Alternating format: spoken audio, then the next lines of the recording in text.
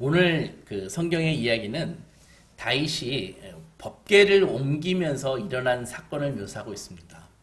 법궤를 왜 옮길까요? 법궤가 있어야 할 곳에 있지 않았기 때문입니다. 30년 전에, 그러니까 이 스토리가 시작되는 30년 그 전에 법궤를 블레셋에게 빼앗겼었습니다. 그 당시 늙고 심약한 첫 번째 이스라엘의 사사인 엘리 제사장이 성전에서 온갖 악행을 일삼는 자기의 그 두 명의 아들, 그 유명한 홈니아 비느하스, 이 친구들이 그 온갖 악행을 저질렀지 않습니까? 또 이스라엘 백성들도 믿음도 다 떠나고, 그래서 하나님은 이스라엘을 블레셋에게 붙이셨습니다. 그래서 블레셋이 이스라엘을 침공할 때마다 연패를 거듭하고 있었던 것이죠.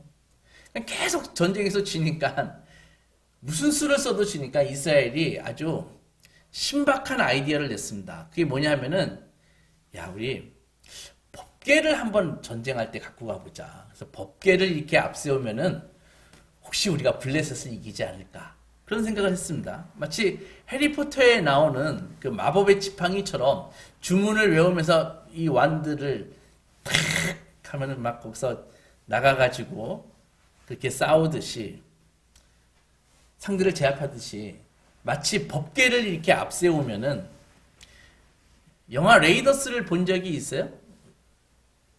레이더스 본 적이 있어요? 너무 오래된 얘기인가? 해리슨 포드가 법궤를 찾으러 다녀요. 근데 법궤를 찾는데 뭐 나치들도 오고 해가지고 법궤가 열리니까 거기서 막 하나님의 영이 법궤에서 나와가지고 나치들을 다 죽이는 그런 게 나오거든요, 영화에. 레이더스 한번 보세요. 그래서 그런 식으로 하나님의 영이 법궤에서 나와서 블레셋을 전멸시킬 것이다, 이렇게 생각을 했다고요. 그래서 법궤를 탁 앞세우고 블레셋과 그 전쟁에 딱 나갔는데 결과가 어떻게 됐을까요? 블레셋에게 전쟁에서 깨지고 법궤는 빼앗기고, 그리고 전쟁에 나갔던 엘리의 두 아들 홈니아 비느하스는 거기서 죽고, 하나님의 계시처럼 엘리도 나중에 그 소식을 듣고 자기 아들들이 죽은 것은 그렇게 큰 충격이 아니었는데 법궤를 빼앗겼다는 소식을 듣고 그 비둔한 엘리가 의자에서 떨어져가지고 목이 부러져서 죽었다, 이렇게 비극적인 이야기가 나왔다고요. 그래서 그렇게 법궤를 블레셋에게 30년 전에 빼앗겼습니다. 블레셋은 그 빼앗은 법궤를 자기네 그 수호신인 다곤 신전에 갖다 두었다고 해서, 다곤상이 이렇게 서 있었는데 법궤를 앞에다가 탁 갖다 두었다고요. 그러니까 그 의미는, 고대 당시에 그런 의미가 뭐냐면은, 이스라엘이 섬기는 여호와가 우리가 섬기는 다곤신한테 패했다, 그 의미라고요. 법궤를 갖고 와서 거기에 나왔다던 게요. 근데 하룻밤이 지나니까 어떻게 했습니까? 다곤 신상이 법궤 앞에 팍 쓰러져 있었던 거죠. 그래서 거기 다곤 신의 그 사제들이 깜짝 놀라가지고, 이게 무슨 일이야 하면서 다시 다곤 신을 이렇게 세웠잖아요. 그 다음날 어떻게 됐습니까? 다곤 신이 이번에 다시 또 엎어졌는데, 이번에는 팔목 두 개가 나가버리고 목이 나가버리고, 그렇게 법궤에 쓰러져 있었다고요. 깜짝 놀랐죠. 그래서 그때서부터 그 법궤를 블레셋에서, 우리 다곤 신전에 두면 안 되겠다, 그래가지고 막 여기저기 블레셋 안에서 옮긴다고요. 옮길 때마다 어떤 일이 벌어졌냐 하면은 역병이 돌아가지고 사람들이 막 떼죽음으로 죽어나가는 거예요. 그래서 블레셋은 안 되겠다, 그래서 법궤 다시 이스라엘에게 줘버리자, 그렇게 결정을 했습니다. 그래서 법궤를 줘야 되는데 그때부터 막 법궤 자체가 공포지요. 그래가지고 어떻게 했습니까? 그 당시에 블레셋은 선진국이었어요. 그래서 블레셋이 갖고 있던 수레에다가 법궤를 싣고 소 두 마리를 이렇게 앞에다가 탁, 송아지가 아니라 암소를 놓고 법궤를 이렇게 보냈다고요, 이스라엘로. 그러니까 법궤를 이렇게 저쪽에서 블레셋 진영에서 이렇게 이스라엘 이렇게 오니까는 사람들이 막 신기하면서, 와, 드디어 법궤가 왔다, 그러면서 막 사람들이 막 몰려드는 것입니다. 베세메스가 이스라엘 진영인데 그 사람들이 법궤가 이렇게 오니까는 사람들이 막 몰려들어가지고, 와, 법궤다 하면서 법궤 뚜껑을 확 열어보니까는 어떻게 했습니까? 70명이 그 자리에서 죽고 말았습니다. 그래서 충격을 그때 베스메스 사람들이 받아가지고 이거 안 되겠다. 이거 우리 동네에 두면 안 되겠다. 그래서 기랏 여아림이라는 곳으로 법궤를 옮긴다고요. 그래서 기랏 여아림에 살던 제사장 아비나답의 집에 그래서 법궤를 모시고 30년의 시간이 이렇게 흘렀다고요. 그러고 나가지고 이제 세월이 흘러가지고 다윗이 사울의 뒤를 이어서 왕이 되지 않습니까? 그래서 다윗이 왕이 돼가지고 한 게 뭐예요? 다윗이 7년 동안은 이스라엘의 남쪽 헤브론에서 통치를 하다가 7년 지난 다음에 이제 통일 왕국이 된다고요. 그래서 이스라엘의 북이스라엘의 장로들이 다윗에게 다 와가지고 사울도 죽었으니까 이제 통일합시다. 그래가지고 다윗이 헤브론은 남쪽이니까 그리고 북쪽에다가 수도를 정할 수도 없고 그래가지고 중간쯤 되는 그리고 예루살렘이 수도를 정했다고요. 그래서 수도를 정하고 이제 법궤를 이제 모셔오기를 원했습니다. 지금까지 법궤가 아비나답 제사장 집에 있었는데 그래서 이제 법궤를 옮겨오려고 법궤를 저로 이송해라 그렇게 하니까는 아비나답이 자기 아들들 2명을 시켜가지고 법궤를 이송을 하는데 첫 아들이 아효고 둘째 아들이 우사거든요.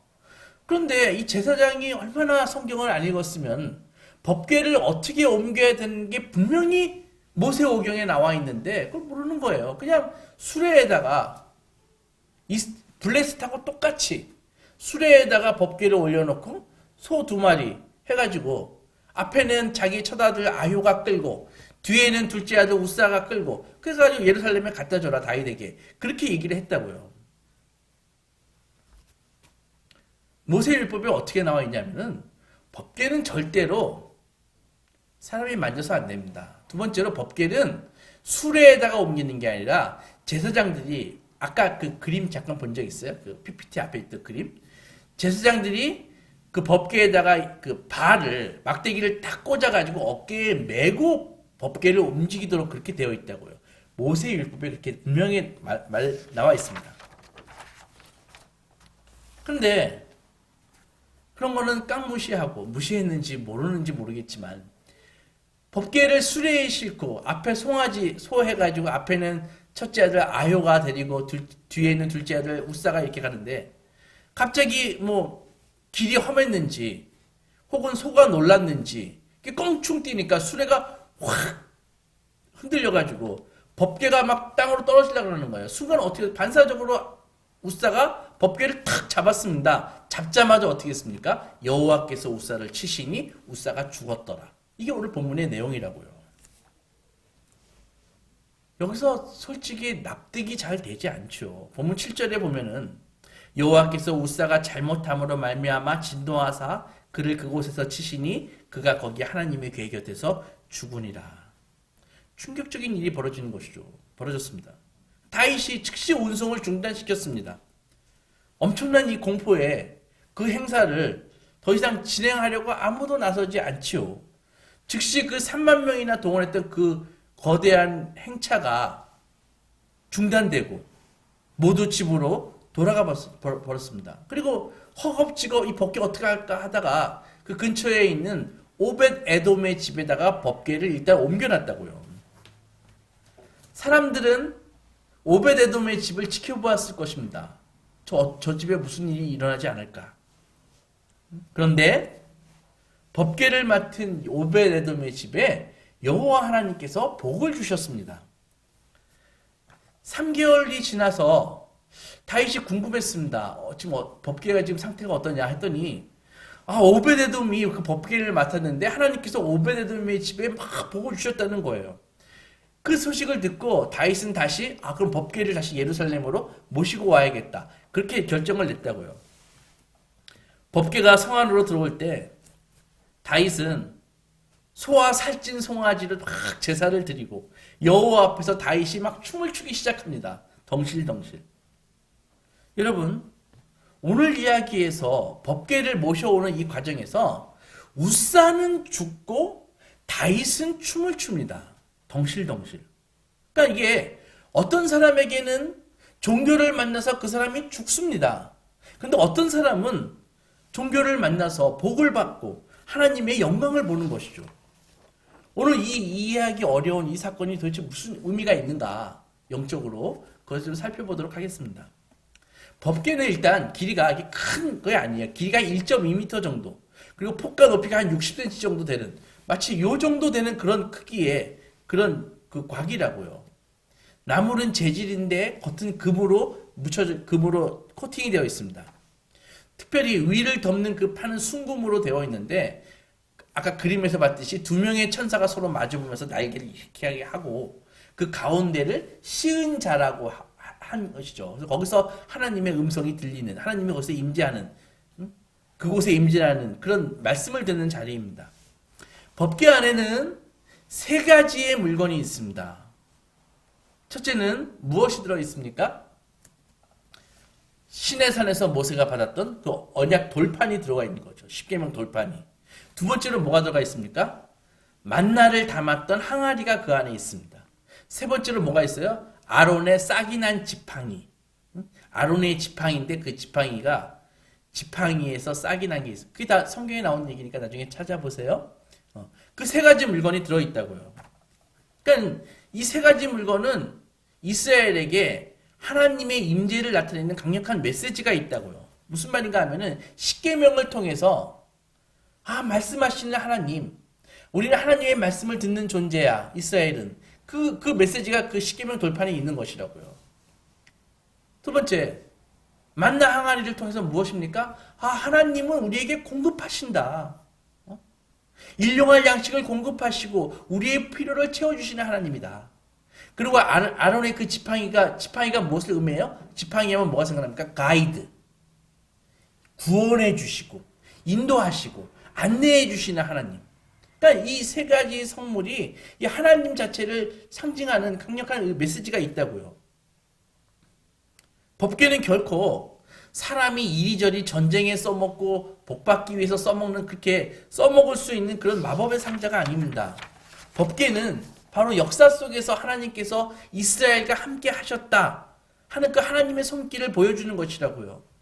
이스라엘 그 각각의 개인의 삶 속에서 하나님이 구체적으로 임재하시는 것을, 그 임재하시는 하나님을 얘기해 주는 것이라고요. 나는 구원의 하나님이다. 아론의 쌍난 지팡이. 나는 너에게 공급하는 하나님이다. 만나.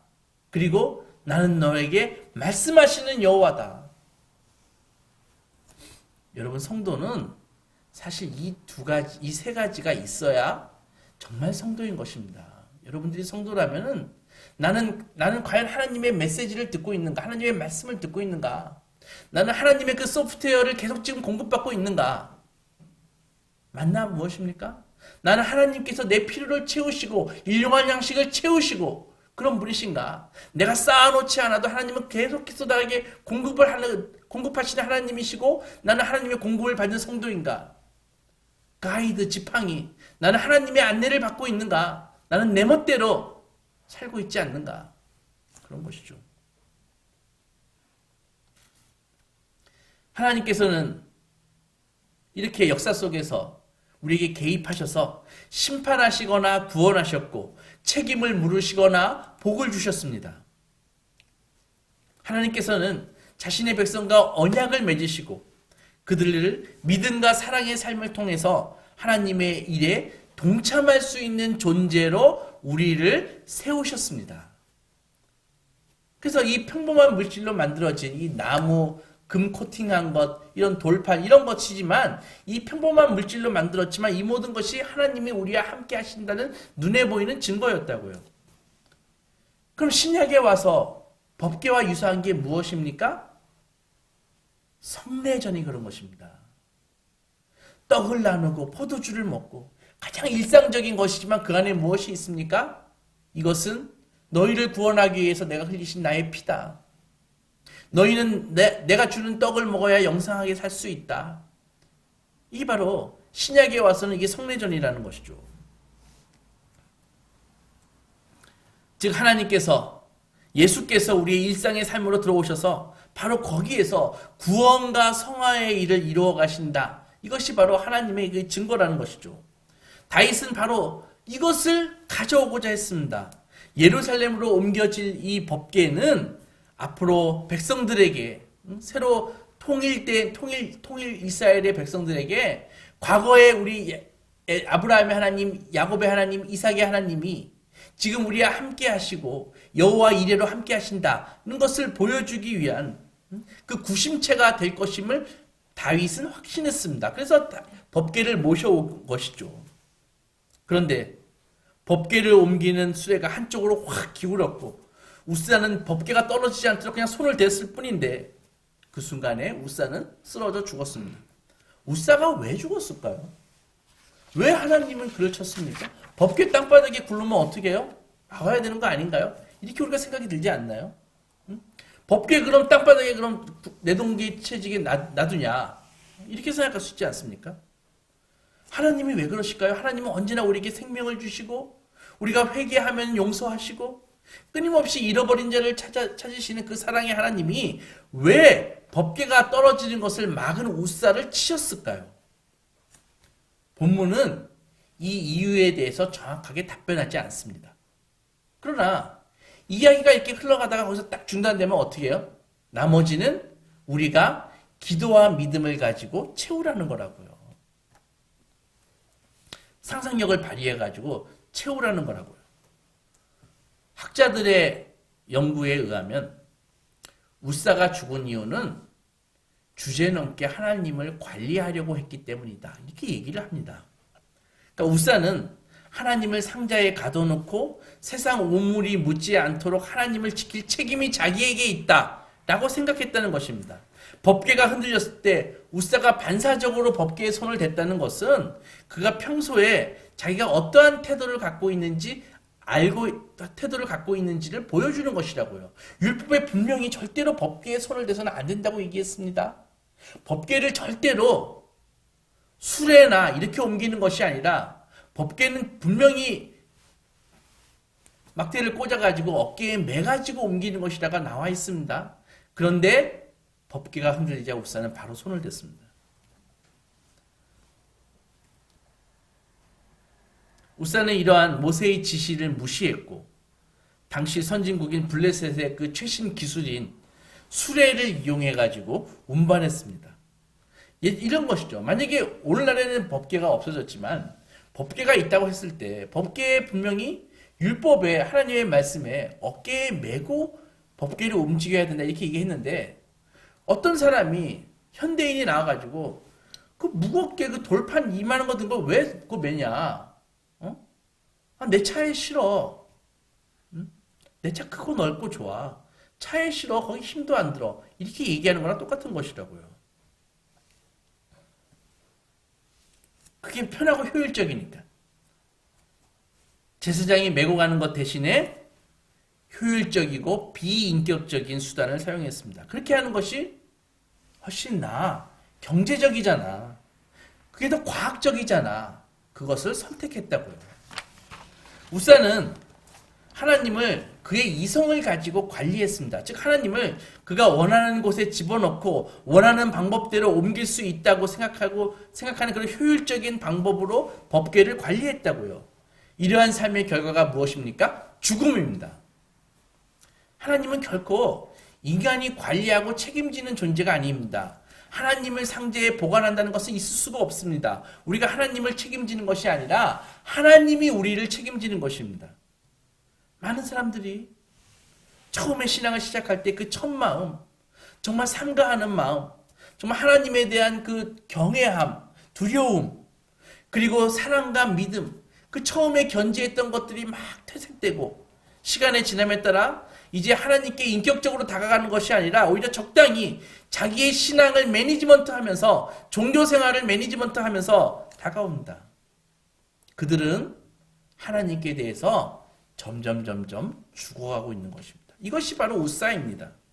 영혼이 죽은 사람, 마치 하나님을 대하는 죽음 물건인 양 대하는 사람, 종교인의 모양은 있지만 결코 하나님을 인격적으로 대하지 않는 사람. 예수님은 그런 사람을 두고 마태복음 23장에서 뭐라고 말씀하셨습니까? 너희는 회칠한 무덤과 같다. 너희 안에는 겉은 아름답게 보이지만 속은 푹푹 식어 썩어져가는 시체가 들어있을 무덤일 뿐이다. 더러운 것으로 가득하다. 우사는 지금 이 순간에 갑자기 죽은 것이 아닙니다. 이미 오래전부터 우사는 서서히 죽어가고 있습니다. 무슨 말입니까? 서서히 우사는 자살하고 있었습니다. 이러한 그의 삶에는 죽은 행위들만 가득하고 찬양과 믿음과 경배의 영은 내면 속에서 철저히 억압되어서 거의 질식사해버린 사람이었습니다. 살아서 걸어다니고 있지만은 살아있는 사람이 아니라 죽은 사람이라는 말입니다. 그러나 다윗을 보십시오. 다윗은 춤을 추고 있습니다. 왕인 다윗이 춤을 추고 있습니다. 채통도 없이. 다윗은 법궤 앞에서 기쁨에 넘쳐 남들의 시선에 신경 쓰지 않고 춤을 추었습니다. 여기서 중요한 것은 왜 다른 사람들은 법궤를 보고 아무 감정이 없는데 왜 다윗은 춤을 추냐는 것입니다. 왜 어떤 사람들은 예배를 그렇게 몸이 건조하게 드리고 앉아 있는데 왜 어떤 사람들은 이 예배 시간에 감격에 거워서 눈물 흘리면서 찬양을 올리냐는 것이죠. 왜 그렇습니까? 왜 다윗만 기뻐합니까? 똑같은 법궤를 보고. 다윗은 하나님에 대해서 우사가 보지 못하고 듣지 못했던 그 무언가를 보고 들었던 것입니다.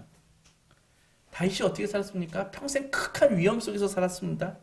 양을 치는 목동일 때는 수시로 사자와 곰이 나타났다고 했습니다. 블레셋과 싸울 때는, 골리앗과 싸울 때는 목숨 건 싸움을 했고 그 이후로 사울의 그 질투의 칼을 피해서 평생을 광야와 사막을 전전하면서 동굴 속에서 지냈다고요. 그러나 그는 또한 그 기간에 하나님과 함께 살았고 하나님 안에서 살았습니다. 다윗은 때때로 도망치고 숨고 미친 척했지만 동시에 기도하고 찬양하고 기도했고 여호와를 위해서 시를 지었습니다. 다윗은 결코 영혼 없는 종교 생활을 하지 않았습니다. 그는 결코 하나님을 관리하지 않았습니다. 그에게 하나님은 구원자시죠. 주인이시죠. 쉴만한 물가와 맑은 푸른 초장으로 인도하시는 목자이시죠. 목숨을 헤아리는 적으로부터 보호해 주시는 반석이었습니다. 하나님은 자기가 상황에 따라 관리되는 대상이 아닙니다. 그분은 결코 길들여질 수 없는 분입니다. 이러한 삶의 조건들 속에서 다윗은 하나님 앞에서 자신을 활짝 열고 그분을 전적으로 신뢰하고 그분과 같이 걷고 대화하고 찬양하고 보호받으며 사는 법을 배웠습니다. 다윗은 결코 하나님에 대해서 불안해하지 않습니다. 여러분, 한 가지 묻겠습니다. 여러분은 하나님에 대해서 화를 내보신 적이 있으십니까? 화를 내보신 적이 없으신가요? 다윗은 수많은 그의 시편에서 하나님에 대해서 화를 냅니다. 화를 냈었습니다. 하나님께 감히 화를 내? 이거 불경하다고 생각이 듭니까? 오늘 이야기에서 우사가 죽자 다윗은 또 하나님께 화를 냈습니다. 다윗은 우사가 왜 죽었는지 알지 못했습니다.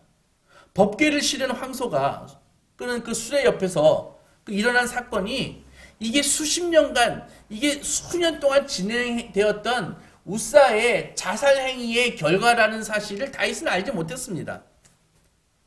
그냥 이 갑자기 기쁨의 행렬이 장례식 행렬로 변해버리니까 다윗은 완전히 화가 나가지고 삐져가지고 그냥 돌아가 버렸습니다. 그럼 이렇게 하나님께 화를 냈지만 다윗은 죽지 않았습니다. 이상하지 않나요?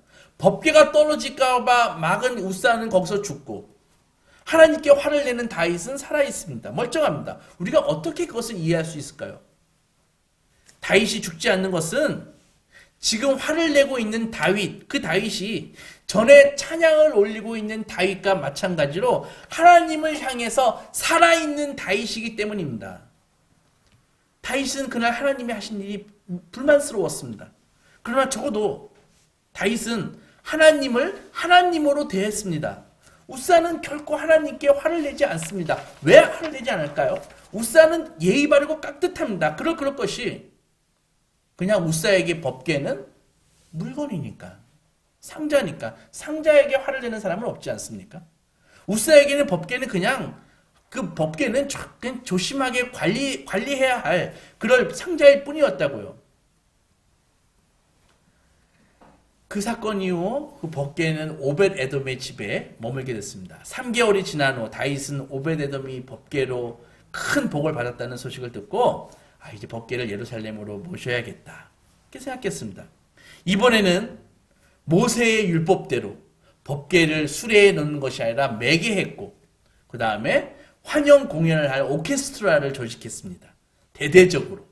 그래서 장엄한 연주를 탁 하게 하면서 법궤를 예루살렘으로 탁 돌아오자 다윗이 막 춤을 추었죠. 하나님 앞에서 다윗은 자신의 그 이성이나 통제력 같은 그런 것을 다 초월한 예배에 들어갔습니다. 신비와 영광 속에서 다윗은 춤을 추었습니다. 여러분들은 춤을 추십니까? 이미 성인이 되고 어른이 된 여러분들은 더 이상 춤을 추지 않으시는가요? 언제 춤을 춘 게 마지막인지 기억은 나십니까? 우리는 어떻게 합니까? 우리는 걷습니다. 가끔 뜁니다. 거의 걷죠. 그러니까 우리는 우리 힘으로 무엇을 할 수 있을 때, 우리 힘으로 일을 할 때는 걷습니다. 걷는다는 것은 무엇입니까? 몸을 정상적으로 움직인다는 것입니다. 그러나 사람이 제정신을 잃을 때, 사랑으로 제정신을 잃을 때, 그리고 너무나 충만하고 진짜 큰 의미를 발견했을 때, 그리고 나에 대한 자아에 대한 집착을 내려놓을 때 우리는 춤을 춥니다. 그래서 다윗도 오늘 춤을 추었습니다. 만일 다윗이 단순히 종교적인 그런 세레모니를 그냥 진행한 것이면, 그냥 국가적인 예식을 진행하는 것이면 근엄하게 법궤 앞에서 걸으면서 엄숙한 모습으로 그냥 걸었을 것입니다. 행렬을 이끌었을 것입니다. 그러나 그는 춤을 추었습니다. 다윗은 하나님께 경배하고 살아계신 하나님께 찬양과 춤으로 반응했습니다. 이 영광의 순간에 그는 자신을 그 휘감아 도는 자신을 통해 흐르는 하나님의 생명이 그대로 열려 있었습니다. 여러분, 예배가 무엇입니까? 일주일에 한 번 그냥 늦게 와서 의무방어든 하는 게 예배입니까? 예배는 살아계신 하나님을 향해 기쁨으로 자신을 여는 법을 연습하는 것이 예배인 것입니다. 우리는 하나님 앞에서 자신을 열기 전까지는 온전히 자기 자신일 수가 없습니다. 다 가면 쓰고 있는 것뿐이죠. 살아계신 하나님을 주목하고 우리 안에 계신 하나님이 일하심에 순종으로 반응하고 우리를 위한 하나님의 말씀을 받을 때까지 우리는 결코 온전한 인간으로 우리 자신일 수가 없습니다. 예배는 우리 자신을 보는 것이 아니라 우리 환경을 보는 것이 아니라 하나님을 바라보는 것입니다. 예배는 우리가 하나님께 온전히 집중하기 위해서 따로 떼어놓는 시간과 장소를 따로 떼어놓는 것입니다. 어떤 사람들이 이렇게 얘기합니다. 왜 굳이 주일에 교회 가서 예배를 드려야 하냐? 소파에 앉아가지고 줌 키고 들면 되는 거 아니냐? 하나님이 교회에만 계시냐? 우리 집 화장실에는 하나님이 안 계시냐? 그러나 여러분 잊지 마십시오. 우리는 우리 자아에 대한 집착이 너무나 뿌리 있고 고질적이기 때문에 그런 의도적으로 나의 시간을 스탑시키고 나의 장소를 딱 고정하지 않으면은 그 사람은 다른 시간과 장소에서 결코 하나님을 하나님께 대해서 주목하지 않는 인생이기 때문인 것입니다. 오늘 본문의 마지막 부분에 다윗의 아내 미갈의 이야기가 나옵니다. 법궤가 들어오는 그 현장에서 미갈은 자신의 남편을 보았습니다. 왕인 자신의 남편이 덩실덩실 춤을 추는데 이제는 격렬하게 막 춤을 추다 보니까 막 옷까지 벗겨지고 있어요. 미친 거 아니야? 이렇게 생각을 하는 것이죠. 주위에서 막 여자애들이 킥킥거리면서 웃습니다. 처음엔 창피하다가 미갈도 역시 다윗을 경멸스럽게 바라보기 시작합니다. 창피하게 왕이 좀 품위 좀 지키지. 딴 나라 왕들이 어떻게 행동하는지도 못 봤나? 미갈은 왕이라면 궁궐을 좀 의리의리하게 짓고 신상이나 비서를 크게 세우고 종교 행사를 좀 거대하게 품위 있게 열어야지. 저게 뭐야, 저 춤추고 앉아있고 가오 떨어지게 애들도 아니고 라고 생각했습니다. 사랑하는 소망교회 성도 여러분, 미갈이 왜 이렇게 생각했을까요? 미갈에게 하나님은 단지 사회적인 편의장치, 정치적인 수단에 불과했다는 것이죠. 미갈은 춤을 추는 다윗을 보면서 처음에는 당황했지만 나중에는 경멸했습니다. 누가 그랬습니다. 귀머거리들과 눈머리들은 언제나 춤추는 이들을 경멸한다고요. 장애인을 얘기하는 것이 아닙니다. 육신의 장애인을 말하는 것이 아닙니다. 하나님의 음성을 들어본 적이 없는 귀머거리, 하나님의 그 영광을 본 적이 없는 그 눈먼 자들, 이들은 하나님과 교제를 해본 적이 없으니까 그분의 영광을 보고 견딜 수 없어서 온몸을 열고 춤추는 그 다윗을 이해할래야 이해할 수가 없죠. 종교는 그냥 적당하게 매니지먼트 하면 되는 것이 아닙니다. 왜 그렇게 난릴까? 우사나 미가 같은 사람들은 다윗을 절대로 이해할 수 없습니다. 여러분들은 어떤 분들입니까? 여러분들에게 하나님은 어떤 분이십니까? 여러분들은 우사나 미가 같은 분들이십니까? 아니면 다윗처럼 하나님의 생명으로 가득 차서 하나님께 예배와 순종으로 반응하는 분들입니까? 살아있는 분들입니까? 미갈은요, 오히려 우사랑 같이 걸었으면은 미갈은 흡족했을 것입니다. 품위 있고 고상한 우사, 염려스러운 표정으로 걷고 있는 우사. 그러나 미갈과 함께 걷고 있는 우사는 미갈과 마찬가지도 살았다 하나 죽은 자일 뿐인 것입니다. 미갈은 다윗을 경멸했습니다. 그러나 다윗은 신경 쓰지 않았습니다. 다윗은 온몸으로 하나님을 춤추며 찬양했습니다. 죽은 미갈이 경멸한 다윗은 참으로 살아있는 다윗입니다. 사랑하는 여러분, 이 시간 조용히 본인을 생각해 보십시오. 나는 오늘 누구와 가까운 삶을 살고 있는지. 초대교회의 위대한 교부가 말씀하셨습니다. 충만하게 살아있는 인간은 하나님의 영광이다. 충만하게 살아있는 인간은 하나님께 영광이다. 여러분, 하나님께 영광 돌리는 것이 어렵고 거창한 것이 아닙니다. 여러분들이 하나님의 영으로 충만하게 지금 이 시간 살아있기만 하면, 지금 이 시간 충만하게 예배드리기만 하면, 하나님을 물건으로 보지 않으면 여러분은 하나님께 영광을 돌리고 계시는 것입니다. 영성은 종교생활을 적당히 매니지먼트 하는 데 있지 않습니다. 영생은 하나님이 우리를 돌보시도록 우리는 온전히 그분을 향해 마음을 열고 서 있는 데 있습니다. 오늘 죽은 우사에 대해서 말씀드렸습니다. 지금이라도 우사나 미갈과 같은 신앙생활을 하고 있다면 즉시 돌아서십시오.